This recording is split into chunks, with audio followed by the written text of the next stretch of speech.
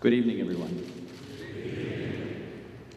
It's only polite to begin with an expression of gratitude for the warm welcome I have just received in such a personal way from various representative officials of church and state.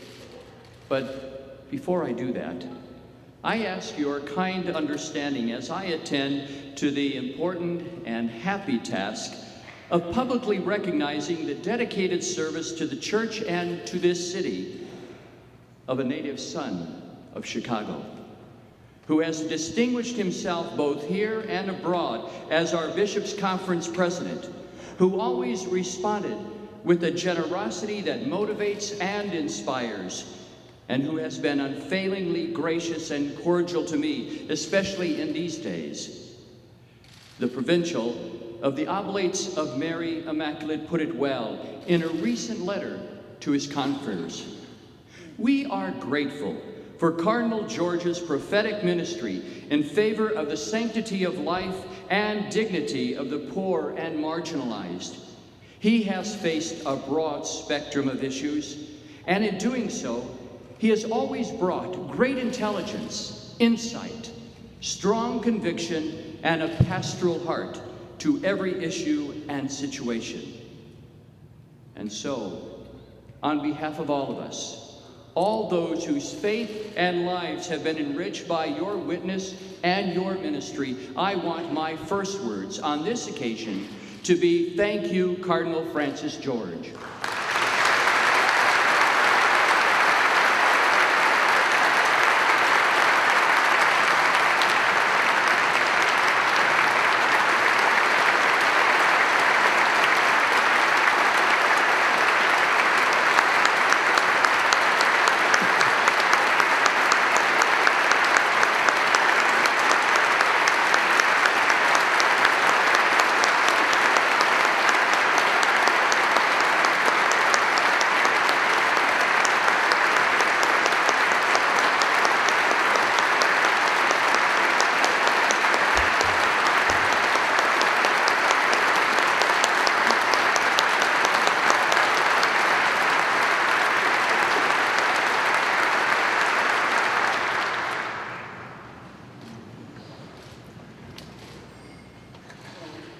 All of you have warmly greeted me, elected officials, public servants, community leaders and diplomats, ecumenical interfaith representatives, archdiocesan brothers and sisters representing ethnic groups, various offices and committees, religious women and men, and my own brother bishops and now my brother priest of Chicago. I am grateful for your welcome to this city and to this cathedral. In fact, I feel so much at home here that now I in turn want to welcome you, not only to this cathedral, but into my heart. That is the kind of greeting I have learned from the Lakota people in South Dakota, whose welcome always comes and in exchange from one heart to another. We are honored also by many of my brother bishops who have come here to join us for these 2 days of celebration. All of you have very demanding schedules. Some of you have come not only from this country, but around the world. All your obligations are terribly exacting, especially at this time of the year. My welcome comes to you with a sincere thanks for the heartwarming gift of fraternal support your presence means to all of us. Finally, I want to welcome and acknowledge my 8 brothers and sisters and their spouses, nephews and nieces. You mean so much to me, and it is important for you to know that this day is made all the more complete because of your support and your love.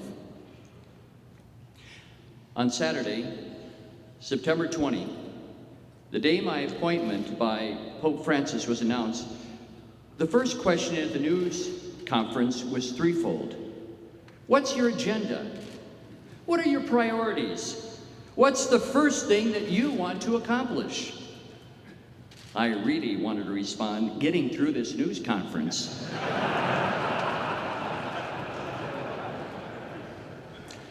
But as for my agenda, if I have learned anything over these past 4 decades as a pastor, I know it is a disaster for me to have my own agenda. That is not because I don't have dreams and hopes, or that I want to ignore the challenges and the trials of life. Rather, it's because I have learned that my agenda is always too small. It's prone to be self-serving and ultimately unworthy of the people I am called to serve. No, the agenda has to be God's, which is beyond our imagining and our abilities. And unlike our priorities, God's agenda has staying power. It endures. We see that kind of divine agenda occupying the attention of Ezekiel, a prophet who oftentimes addresses the leaders of the people, pressing them to be attentive to how God is working in the world so that they can also join in the restoration, the building up, the bringing life to the people that they serve. This night, Ezekiel speaks of God's work in the dryness that not infrequently afflicts our human existence. His immediate concern is to inspire new life in the people living in exile by offering a vision of the new city to be built by God. They have suffered the humiliating defeat by Babylon and the destruction of Jerusalem and the temple. The people are scattered. They're disconnected, with hopes broken and barren. They are like dry bones strewn carelessly to rot in an abandoned field under the scorching sun of oppression. While the circumstances may be different, this kind of dryness is present in our modern times, a dryness that eats away at our hopes and leaves us disoriented. It is the dryness elderly and sick persons can experience when their strength gives way, their bones become unsteady, to the point that they begin to question their worth, their sense of purpose, and even the faith that has heretofore inspired their lives. We see that dryness caked on the faces of homeless street people, in the fatigue of the underemployed worker cobbling together 3 or 4 low-paying jobs to make ends meet, but also in the hectic pace of the successful business owner whose long hours in the office leave little time for family meals and sharing, for rest and recreation.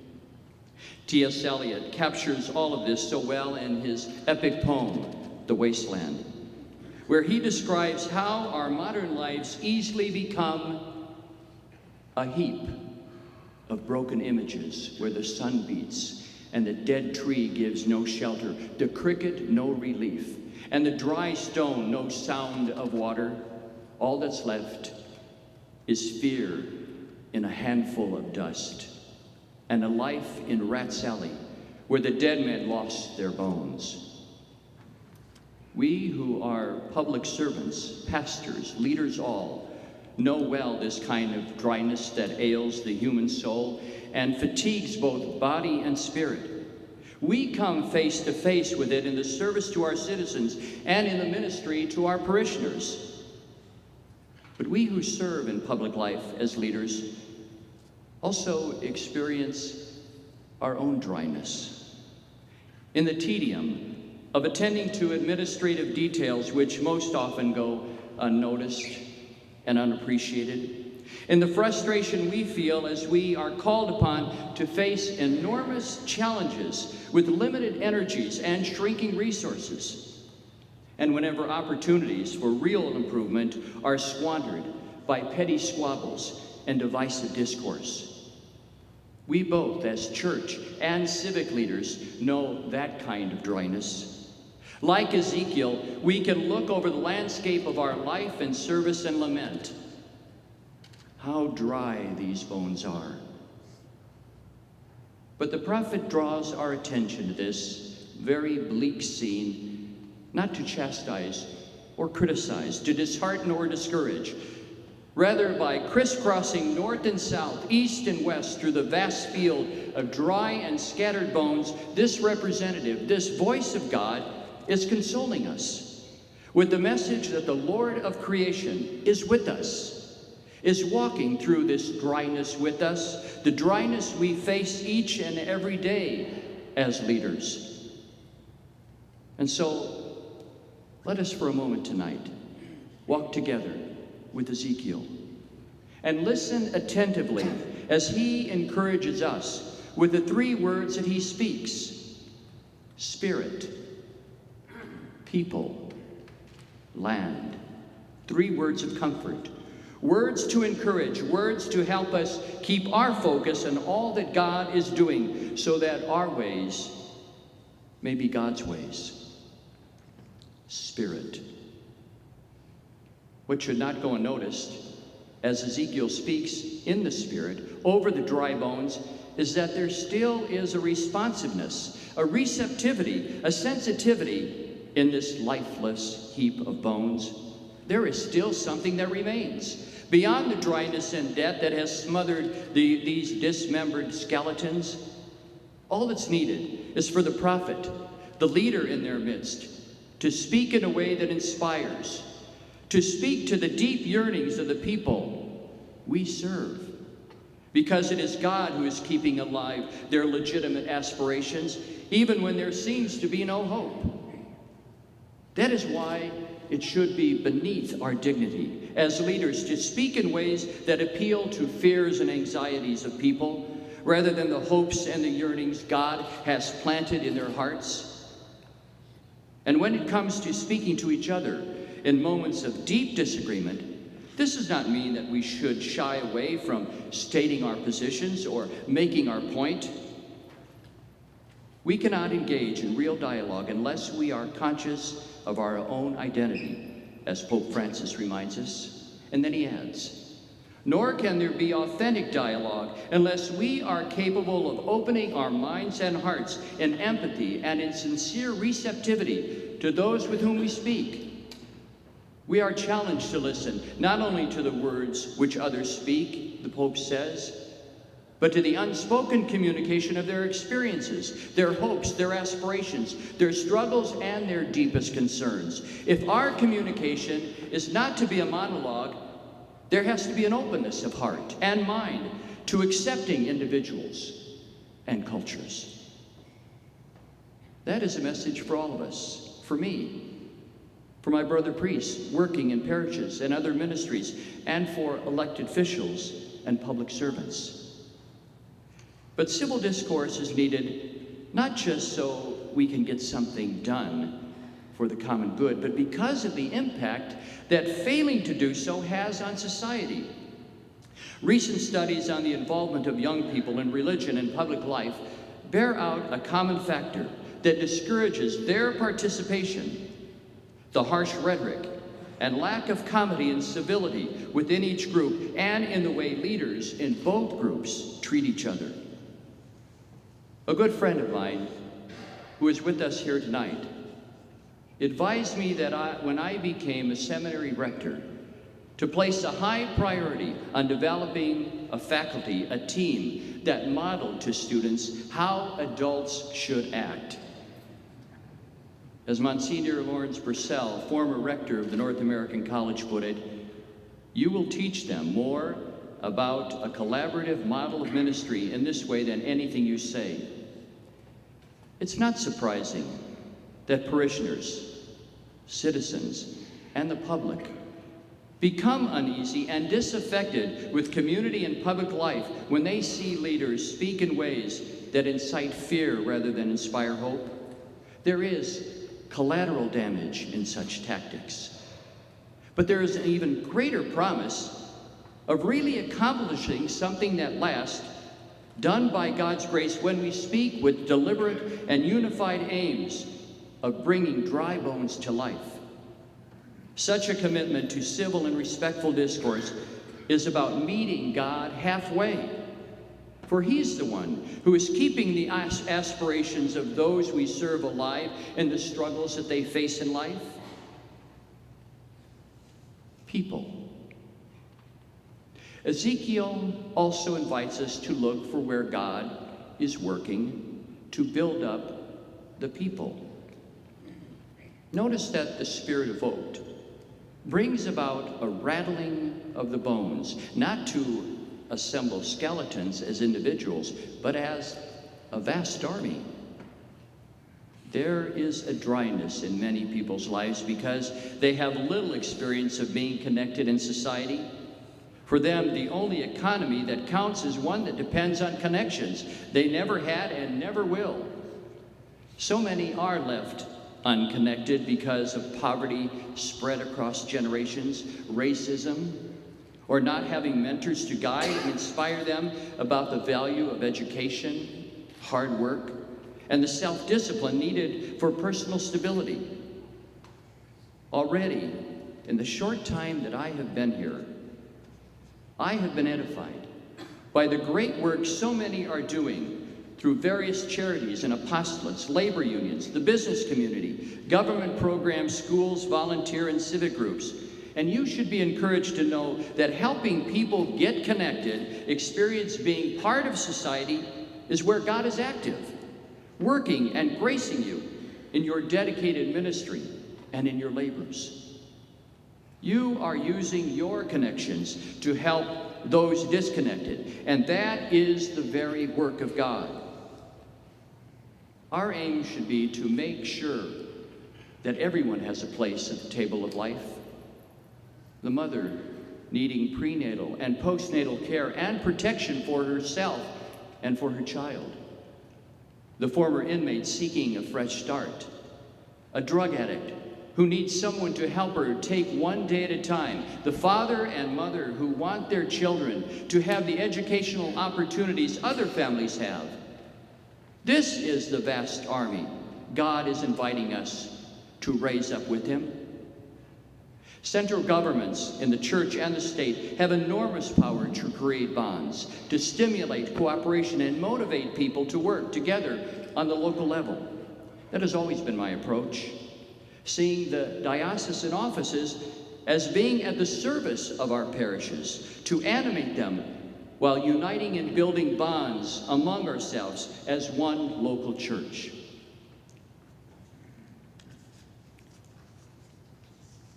Land. The Hebrew term, haaretz, is not just about real estate, turf, or dirt, but it refers to the land in which God's peoples really live with stability and a sense of belonging. God's desire to bring about this sense of belonging is present in the aspirations of every migrant and immigrant. And that is why they need to be respected, treated with justice and welcome. God is at work in giving people a life of stability, a feeling of being at home, and of living in an environment that satisfies the desires God has planted in their hearts. The work of comprehensive immigration reform is not important because it's on my agenda, but because it's on God's. But there are others who feel little sense of belonging and stability. Many youth have no dreams, no real aspirations, no sustaining hope. And so they turn to the destructive world of drugs and gangs and lethal violence. There are no easy answers to this, but I am aware that good people within our parishes and in the city are working imaginatively to address this issue. I admire the creativity of bringing gang members together for sports and in other venues to ease growing tensions. I believe that shoring up and strengthening family life and education are also essential ingredients. You will find in me a ready partner, but also one who believes that this work is not inconsequential, is not an option, because again, it too is on God's agenda. For me, it is quite humbling, as I come to offer servant leadership to this local church, to be associated with lay women and men, clergy, religious, and bishops who continue to have an enormous impact on society. That is especially so as I now follow two great predecessors, Cardinal Bernardine and Cardinal George, both intellectual and spiritual leaders, but most of all, pastoral men, who both have been models of faith and trust in God and having to deal with serious illnesses as they valiantly continue to shepherd the people of God. But it is also true that the United States of America, our country, has benefited from the talents and leadership of many Chicagoans over our nation's history, contributing common sense Midwestern values in touch with the real lives of people. We are a city that is unafraid to walk through the dry bones. Tonight, Ezekiel encourages us to continue doing so because that is where God is and where God's agenda begins. It is an agenda that encourages me as I begin my service to welcome new friendships with other leaders in our parishes, in the business community, labor, government, because I recognize the enormous opportunity and promise that God is putting before us as we use our connections to help the disconnected, all the while respecting each other's challenges. It is a challenge that has its origins in the very creation of the world, for God's plan all along has been to make this tiny speck of cosmic dust in the vast universe a land, a home for us all. Spirit, people, land. These are God's words tonight to comfort and encourage, words to help us in this grace time and in this blessed city, to keep our focus on all that God is doing so that our ways may be God's ways. And the promise tonight is that if we keep these three words close to our hearts, all the while remembering our proud heritage of contributing to the good of the entire nation, that not only will we get things done, but we will probably end up rattling some bones.